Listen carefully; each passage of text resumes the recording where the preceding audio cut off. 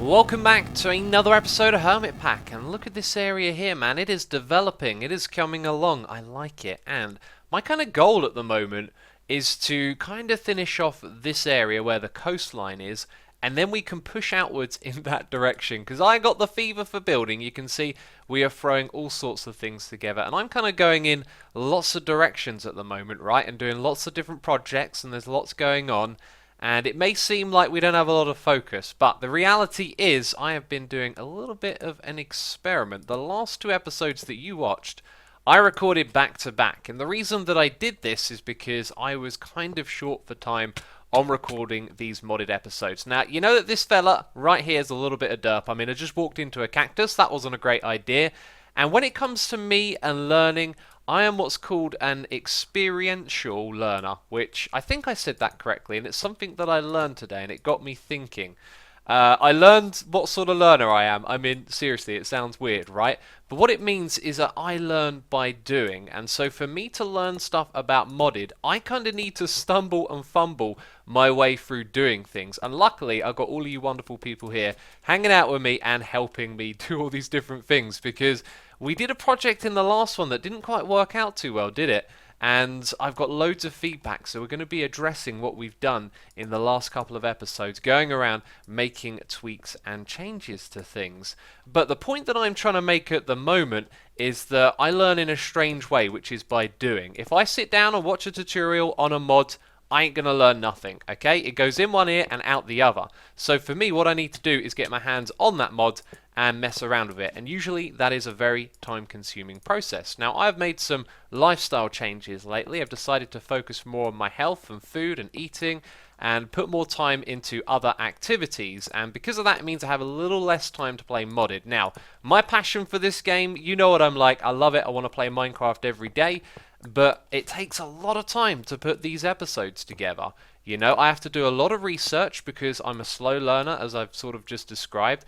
And then it takes quite a while for me to get from like start to end. So I've decided what I'm going to do is just record and show you the things that I'm doing. And this thing is all going to just go organically from now on. You know, no starting a project in one episode and finishing it. I'm just going to come on, play, record, whatever happens, and then I walk away from it.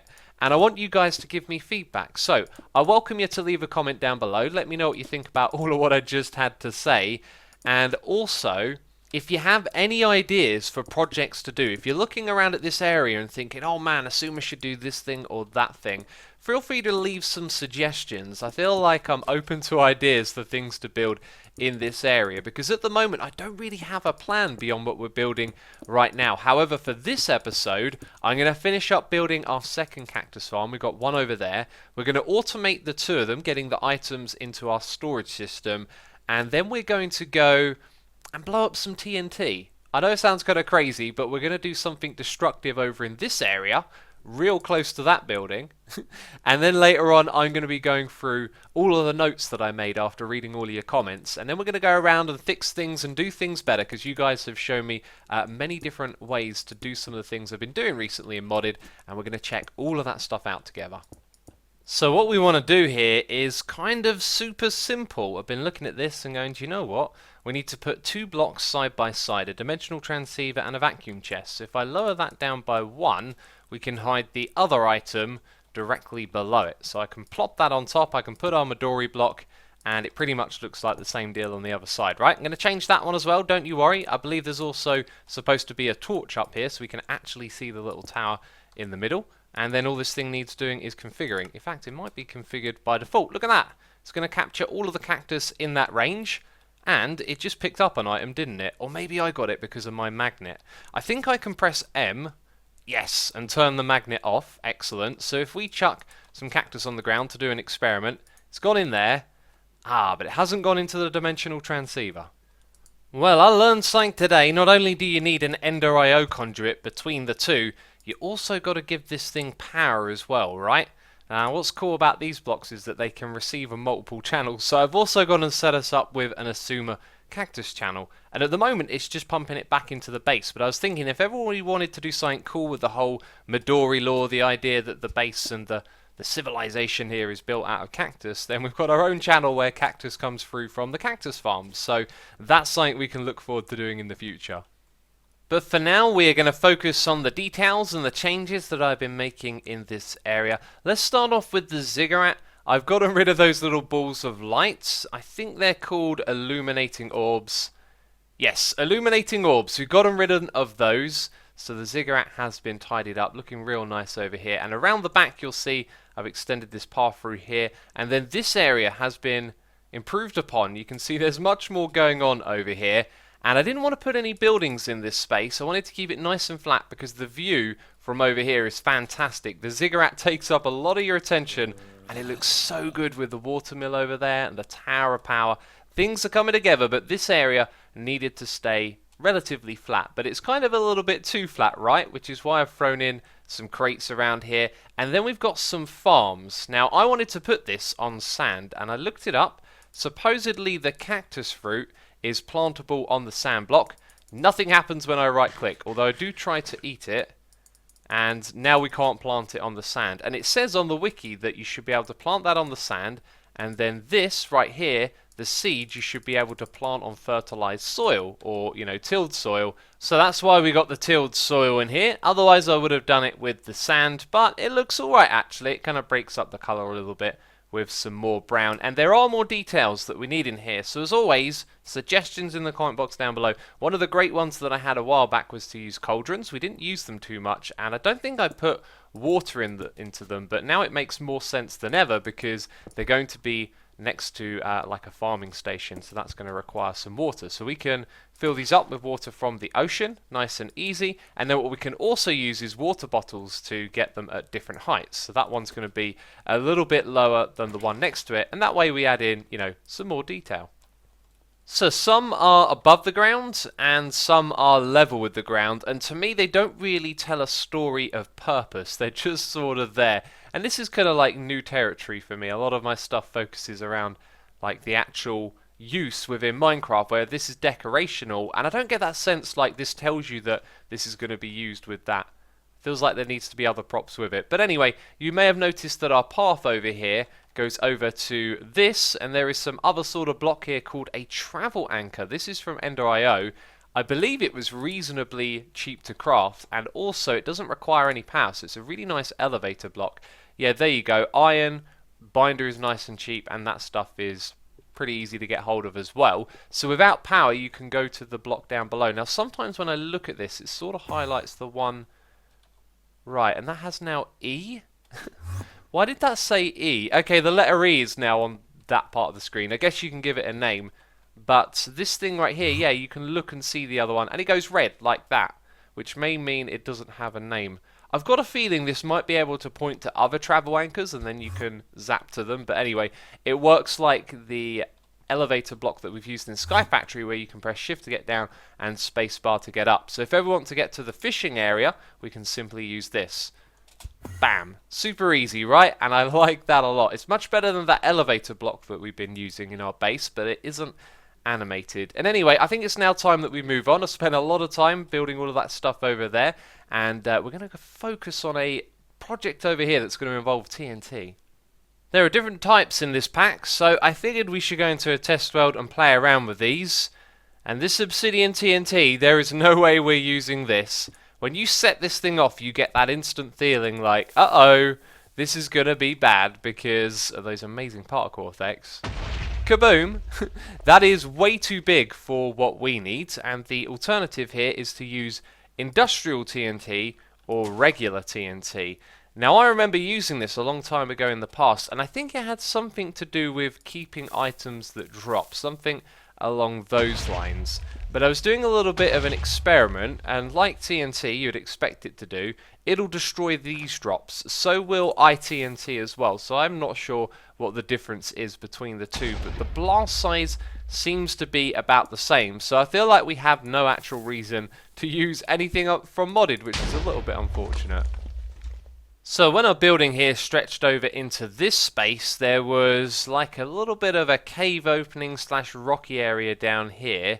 I kind of patched it in a little bit, so I'm not sure how big it was, But it got me thinking that I quite liked how crazy this bit was over here, and that we had some floating sand as well. And that's why I decided to leave this higher part of the desert over in this area, because we want to keep the area relatively flat. But what we're going to do over here is create an explosion. The reason why, because we're going to have a little bit of a pond, and it's actually going to cover up another operation. Do you know what I don't have? I don't have a flint and steel. No, I do. There it is. Excellent. Oh, I was thinking, all these modded tools and you don't have a basic flint and steel. So yeah, around here I reckon what we should have is a little bit of a pond playing into what's going on over here. I'm going to put another one right there, I think. So the water is going to leak out of the building. There's going to be a pond, but there's also going to be something beneath it as well. Bam! I think the server might be a little bit laggy today. Was it me, or did something fly out of there like a bat? It was probably just me. Let's chuck down another one. I do enjoy some TNT, I'm sure we all do. The view from down here is kind of cool when you look upwards. Boom!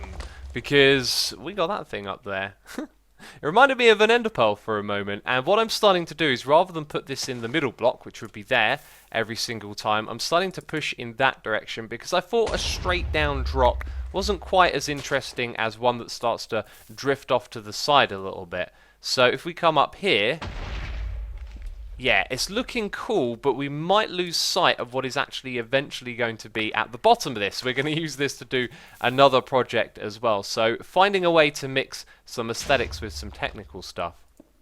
Okay, so this is how we're going to play this. We are going to put some blocks around the outside here. And actually that's really just about being able to see them like through the glass a little bit. Although you're never really going to come up close and inspect this again. But this is going to be the bottom of the pond. We are going to have I think a few layers of water for this, so there's a bit of depth going on, and I want it to look like it's a pond that's born out of a spill, if that makes sense. So notice how this thing is closer to those walls than these ones, and that's because we're going to build it up with sand on top of it. Alright, so I think that the water should be at this height right here. Okay, and it should fill up most of that. However, it should sort of leak over the top of this. So I think what we're going to end up doing is filling this up with a block and then digging it away. But you can see how we sort of place blocks into this space over here, and then on this side we're going to end up with a lot of space that needs digging away. So now I'm going to do that. I'm going to dig out the sand on this side. Right, so I think this is going to work. Let's throw down some sand here. Aha, and you're going to flow to the lowest point. And then you're going to spread out. Excellent. So, ooh, I was a little bit worried that might have set off a chain reaction there. We want to keep that bit around the side. It looks cool. So now what we're going to do is remove the netherrack that it hasn't flown across, and then we'll drop it down at one point and lower it all again. So I really want this pond to look like the water is just filling up the space, you know. It's a little bit of an experiment, something I don't think I've ever really done before. So we'll take that block as the one that we're going to remove, and then we'll start here and we'll fill it all with netherrack again. Bam, there it goes, and it fills up that much space. I feel like we actually might want to do that in a couple of spots. Problem with that is I haven't actually put netherrack in place underneath. Yeah, so let's put one there, break that one, and then this one, and it'll fill out this space a little bit more. And I think actually that will probably do. Alright, that is looking pretty great. So we have the water flowing down and across from that side, and then I added in some water sources over here, messed around with the netherrack a little bit so it would flow everywhere, and I think that looks really good. It does feel like there is actually a pond here, and then the water is sort of flowing down onto it as well, so that's really cool. And now we're going to put something down at the bottom of the tunnel that we're digging down there, or, well, it's not really a tunnel, is it? I don't know what you'd call that. But I need to find a way back down there because I've technically blocked off my entrance, right? I've used the same slow and painful technique up until this point, one block at a time. So now we're going to chain the next bit, and this place looks really cool when you turn off night vision. How spooky is that? Anyway, let's set this thing off and watch the chain reaction unfold. And I have no idea if this is going to look the same as what we've done already. I'm guessing not. That's not so bad at all. That's really opened it up as well. Looks like we might have crossed a cave here as well. No need to light that up. Remember, the caves are never really going to have mobs in them because we have the farm up top which zaps them out of the caves. And I never went through this area and lit up all of the caves for mob spawning or anything like that. And so it's actually kind of worked in our favour. I am actually a little bit close to this explosion, aren't I?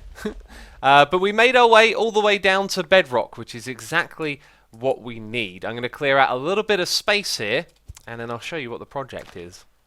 Down here in this space that I have carved out, we are going to be building a void resource miner. Now, not to be confused with the void ore miner, which we built in the end. This thing will do general resources. The other one does specifically ores. And this bat has been flying in my face the whole time while I've been digging out this little area. And it's kind of based on the size of the ore miner, so it might be incorrect, but I think it'll squeeze into this space. And what it needs is a direct path to bedrock. And if we drop down onto this one, you'll see that it's at 1, so there's nothing else below that. And I think it might also need a direct path to sunlight as well. If we fly upwards, I believe there is a block of glass above us. There's a block there that might be in the way. Well, we can simply put glass there and then a glass above it, and that way we get our sunlight as well. But down here is the spot that we're going to build it, and I was thinking that this room looks kind of ugly, so we'll start off by replacing some of this with stone, right, and just making it feel a little bit cleaner. And you can see it's going to replace blocks that are out of sight there, so the way to kind of avoid that is to just do them in single mode when it is required. Well, there we go. It's cleaner, but it's also quite bland. And I'm thinking we might throw in some different blocks around here, but let's get the resource miner in place first of all, and then we'll decide on aesthetics. Alright, so heading back to the base, I've had a wonderful idea because I've done this before and I've spent a lot of time doing some crafting. We need a lot of things. We've done the void ore miner, and it's a very similar setup for the resource miner. You need to make these cores, and then you need a bunch of other blocks to go alongside them, right? Well, this time I thought what I would do is automate the creation process of all of these things. So I put the patterns in these things down here. I forget what they're called, crafters, so the system can call upon them to craft up the different recipes, and one of those included an alloy smelter as well. So this requires enriched sand to be smelted, but we've got that set up down here. Also gave me a little bit of an idea to maybe use another one over here with something different, and reminded me that we really need to decorate this room. But if we type in ore, you can see that a lot of ores are coming into the system and not getting processed. So maybe what we could do is set up a few smelters just to smelt them, or maybe looking into a way to do that more efficiently, because I know it's very inefficient to smelt diamond ore. But we got so much of it, it's technically infinite, so I'm probably going to do the easiest thing possible, right? So anyway, if we come over to here, we can see all the different things that we can craft, and as you can see, we've got these ones. So we're going to do tier number 4, and I have no idea really how long it will take. We can also check. Aha, we are missing 9 moss stones, so we've got to make that stuff first of all. Best way to get vines when you need them, jungle saplings. Don't go flying around your world looking for them unless there's a jungle biome nearby. Vines are kind of difficult to find, but if you've got some saplings already, then it's a piece of cake really. Use some bone meal and get yourself some vines. Okay, now we can call it in, and it's got everything that it needs, which is terrific, and it's now making it. And that was a little bit quicker to get a number 2 than I thought. And has it stopped because it hasn't made another 2 that quickly? Let's go have a look over here and see what it's doing. It's probably waiting on smelting the sand now. Okay, and there's probably a little bit in the supply, right? So as well as that, we've also got to make other things like structure blocks, tier 4 as well. And that's going to take probably not as long to craft actually, because we've got most of the materials. But we need 56 of these in total, and I'm clicking on the wrong thing there. There we go. Never stars as well, geez. It's going to be quite expensive. And yeah, there it goes, whizzing through making all of these, which is pretty cool. We also need modifier cores and la la la la la, but I have made them all, right? So now this isn't going to take nowhere near as long as I thought it might. I've got a feeling this ain't going to be as easy as we think, because I've got a screenshot of the other one that we've built, and it looks to me like it uses a lot less blocks, so there's a good chance that this thing could be a lot bigger than we think. Let me count that again, because talking and counting is bad. That's the base, then there's 1, 2, 3 blocks I can see on my screenshot, then we have another layer of blocks, and directly above there is where this thing would go. Then we've got to use that special tool to construct it. I might not actually have that on me though, except I do. There it is, the assembler. And again, how do we do this? Shift right click to instant break. Nope, left click to list all blocks needed, and right click to assemble. It was the first one on the list, and I read it last. Of course I would. Right, here we go. Let's see if it can fill up the space. I'm actually going to stand above it, I think. And there it goes. And it kind of looks the same as the other one so far. And is it still assembling? Because nothing is happening. And now it's broken off, which to me means it doesn't have enough space. Look at that. It wanted 5 of those things, which is much more than the other one had.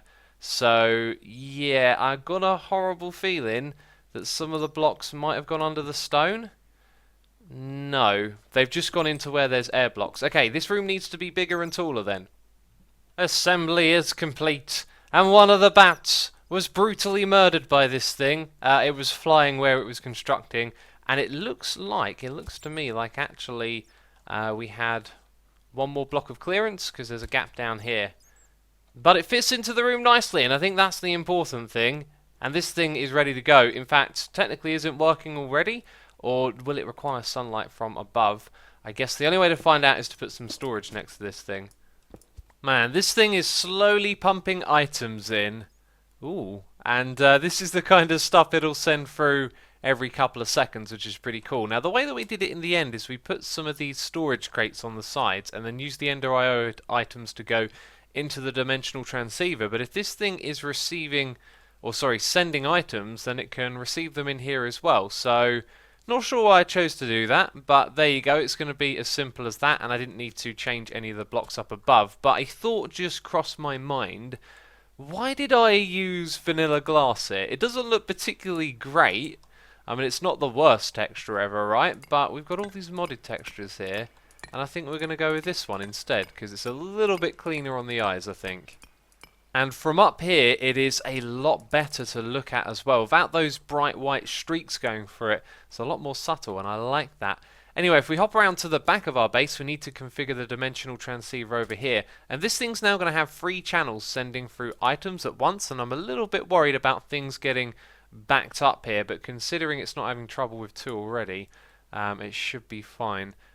So a couple of episodes back I asked for suggestions as what we could put into this lush bit right here, and a nice suggestion was these azure bluets, and also I found these mystical green flowers while I was exploring, and I thought, well, green is a colour we got already in this area, so how would a few of those look? They also give off particle effects, which is really nice. The problem is it takes quite a while to find these. That's not a normal block of dirt, is it? That's a chiseled block right there.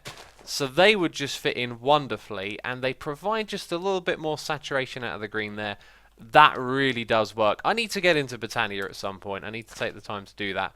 These ones, though, in the area, I think they could work as well, because white is quite kind of neutral, but it's another colour we're throwing into the mix, and at this point I don't think it's really going to add too much. Like, it doesn't look... Yeah, I'm not going to include that one, but in the future we need to get more of those green ones. And by the way, the fans here, look, I've changed them out a little bit. They're all the same type, and they were all the malfunctioning type as well, and a lot of you weren't too keen on that, so I put in some normal ones. The occasional one is transparent as well. I think one of those are, and I've surrounded it with these blocks, so it kind of looks like it's not transparent, but it definitely is. Next up on the list, I've got some feedback regarding this project, which we did in the last episode. And remember at the beginning of this one, I talked about how the previous 2 episodes were an experiment, and that was to not let these episodes run out of control in terms of time.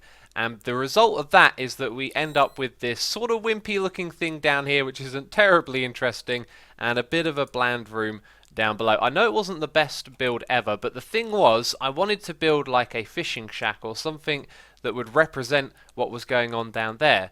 But it would never tie into a build theme like this, right? And so I could see myself spending a long time working on a build which might not actually ever look any good. So I decided just to get practical and functional with this project and get it in here and get it bringing fish into the system. So thinking ahead and saying, look, realistically I've only got this much time to play today means that our projects might be scaled back a little bit like we have here, but got a ton of feedback, and that was to use these conduit facades, which can actually be painted, right? But this one is transparent, and I think now the idea is that you paint it with a transparent block, but I was wondering, what happens when we click on it? Nothing. Okay, but what about this one then? Do I have to paint them first before I can use them? I think that's actually how it goes. It even says not painted, doesn't it?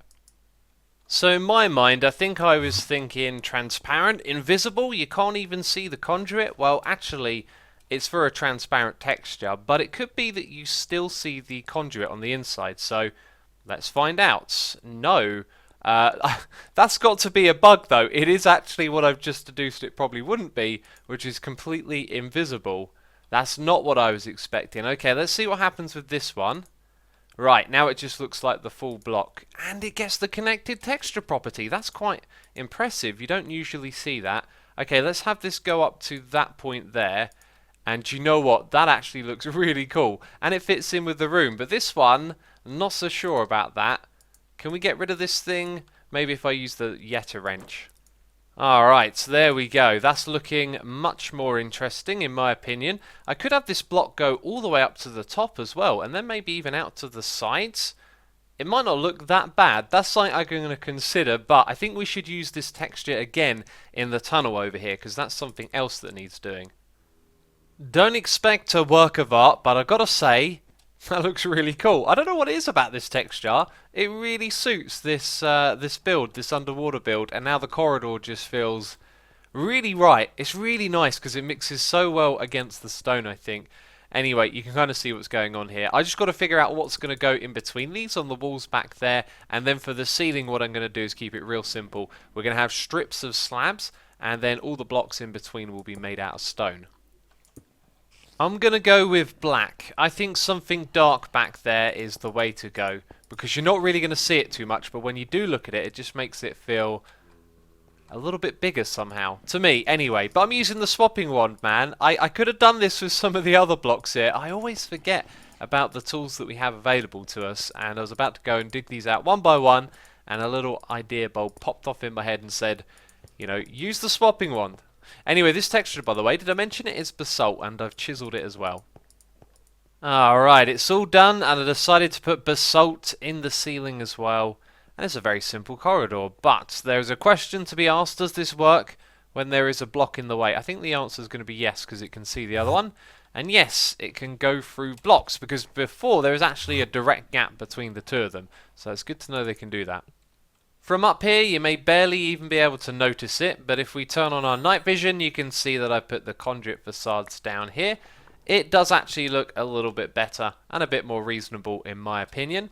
And I have a question to ask all of you. Do you have any ideas for what I could build in this little space here and that little space over there? I'm thinking what we'll do is have a path come out of the cactus farm and lead to something on either side. I'm just not sure what it needs to be, and I kind of want to fill up all the space around this side so then we can move on to, you know, pushing and extending our base out in that direction, as well as finishing some of these projects which I have not got around to. We've sort of started a lot of stuff and got halfway along with it, but I got plans for this area, believe me. And that's going to be it from me of this episode. If you have enjoyed it, please do leave a like. As always, thank you for your support, and I'll see you in the next episode. So ciao for now, bye bye.